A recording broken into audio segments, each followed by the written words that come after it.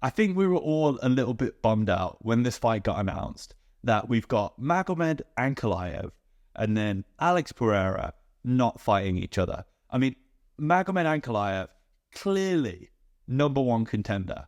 Like the wrestling threat, all of the things we wanted to see Alex Pereira tested in, we're now not going to see in his fight versus Khalil Rountree. Now, that doesn't mean that the fight isn't compelling, because Khalil Rountree, clearly powerful striker, good Muay Thai, but to be honest with you, nothing really stands out about him other than that he fights you like you owe him money, you know? He does have quite an exciting style, and we could argue that maybe Alex Pereira is going to come into this fight and he's not going to take Rountree seriously. You know, he's coming off a few good wins. Maybe Rountree could catch him. Is that going to happen? I don't think it is. I think everybody looking at this fight is thinking Alex Pereira is going to chin Khalil Rountree. And I'm one of those people. I'd love to be like, oh, he could win here, he could win there. Nah, he can't. He's not going to. Alex Pereira is one of the greatest fighters of this generation. His kickboxing prowess, his ability to just whack when you're coming in, it's just unmatched. He personifies getting hit and not seeing the punch coming. Like the shots that's what the quote I was looking for. The shots that knock you out are the ones you don't see coming. You know, he's knocking out people like Yuri Prohaska, who really has had an iron chin his whole career, you know, and then Alex Pereira just bink, quick left hook, done, you know. He's crazy. He's so good. I think the interesting things, what makes this matchup interesting is Khalil Rountree going to come in with that classic Muay Thai light leg style, and like this is my take on it, right? This is my take. So I think the way you're going to beat Alex Pereira is you need to be able to mix up your in-tight boxing. Well, first you need to be able to close distance effectively and safely. If you can close distance safely, win the footwork battle, put pressure on him, I think almost like a Dricus du Plessis high guard style, you know, sort of wait for him to throw that left hook, you know, like get him to, you know, throw your feints, really good feint work, closing that distance safely and threatening the takedown is the way you're going to get Alex Pereira up against the cage.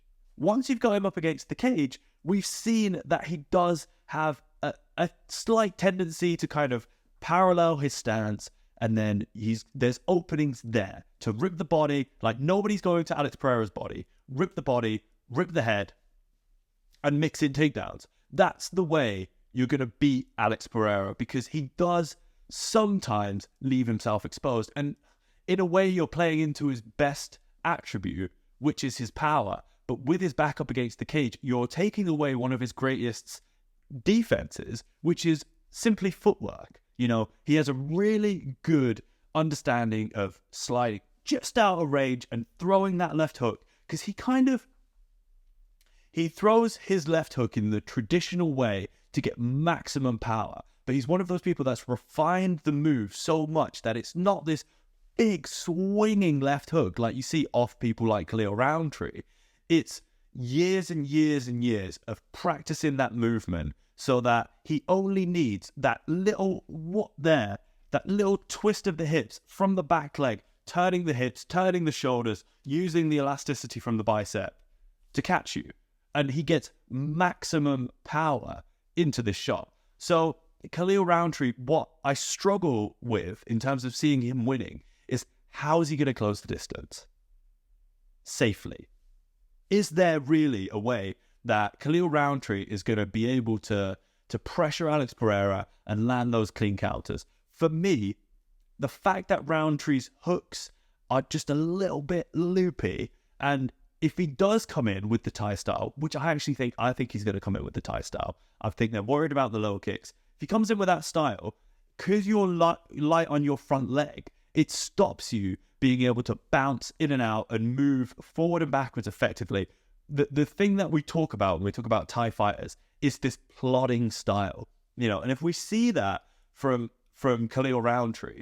I just think he's not going to be able to get past the range of Alex Pereira. Because we know Alex Pereira does have a good jab. He's got a good straight. He's got an amazing left hook. So he's going to pick him and poke him with the jabs, the right hands, the low kicks, controlling the center of the cage and perhaps pressuring Khalil Rountree until Rountree gets frustrated, hurt. He can't read the low kicks. He's not able to close distance. He's missing his punches. He's getting a bit tired. We could see him getting a bit wild, and Alex Pereira just landing that deathly left hook and finishing the fight. Every fight, I try and go into it and think, okay, Khalil Rountree, how does he win this fight? If it gets to the end of the night and I'm watching the UFC, what would Khalil Rountree have done to win the fight? And there's very few things that are coming through to me that Khalil Rountree is going to be able to do to win this fight. I think I'm going to go Alex Pereira, second round knockout. I mean, he's such a boy. I mean, come on. You can't pick against Alex Pereira. I mean, he is getting a bit older. Maybe this is the time that we see the speed of Khalil Rountree being a factor. And, Alex Pereira did get chinned by Adesanya, not known as a power puncher. But honestly, that depletion of fluid in the brain from cutting down to 185 was so problematic. I think Pereira goes down to 85, loses to Dricus. The high guard, the wrestling, the pressure, the double attack of those things, I think too much for Alex Pereira. And the power. Who's talking about the power? Dricus, you already know. If you saw the prediction, Adesanya Duplessis, love him, such a boy. I love Dricus. I actually got that fight down to a T. 4th round submission. I called it. I was the only one. Alex Pereira. What? I mean, Dricus Duplessis. But yeah, that's me done. Let me know what you think about the fight. Am I right? Am I wrong? How do you think it's gonna end? Sorry I haven't been putting out as much content as I usually do. I'm quite busy with work, but I'm trying my best, get content out for you. If you enjoyed the video, please like, subscribe, leave a comment, show your love. And there'll be more coming next week. Thank you very much.